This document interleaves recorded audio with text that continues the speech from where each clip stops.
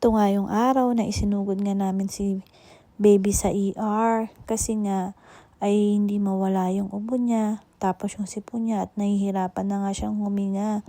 Kaya nag-decide na nga ako na diretso na siya sa ER para matingnan kung ano nga ba talaga ang nangyari sa kanya. At na-find out nga na meron nga siyang pneumonia at may viral infection.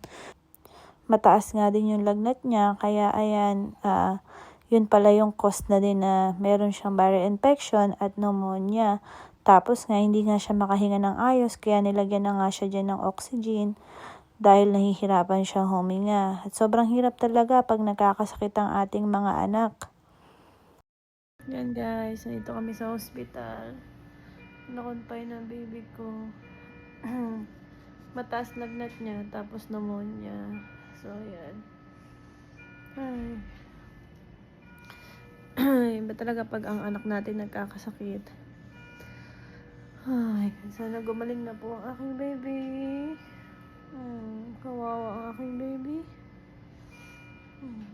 Pinastay kami hanggang bukas or depende pa kung kailan gagaling si baby.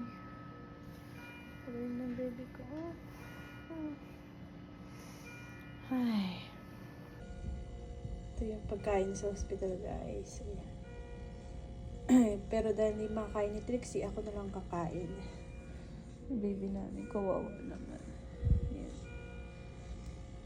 Yun ang aming baby, kawawa naman po. So, ito yung room pag na-confine dito.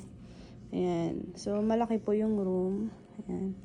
Tapos, may ref na maliit. Tapos, ayan, yung oxygen dyan. Tapos, ito, yung higaan. Ayan. Ang gamit namin. Then, yung CR.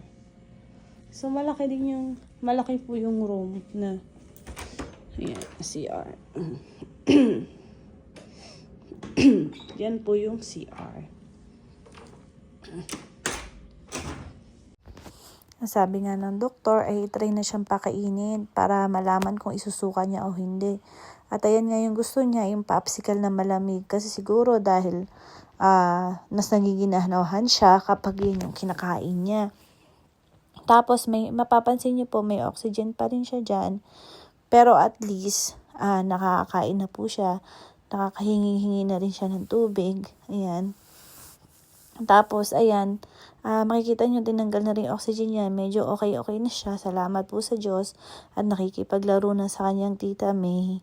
Ayan. So, ayan guys. So, hindi biro talaga ang magkaroon ng sakit ang ating mga anak. Lalo na ang pneumonia. So, minsan talaga bigla-bigla at hindi natin ina-expect yung mga pangyayari. Pero kailangan maagapan po natin. Ayan, si Inday ko. Magaling na kumain ng...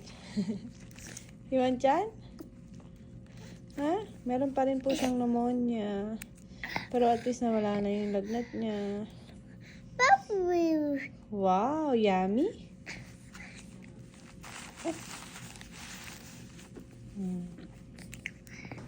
Kagaling naman talaga mag-up ng ano.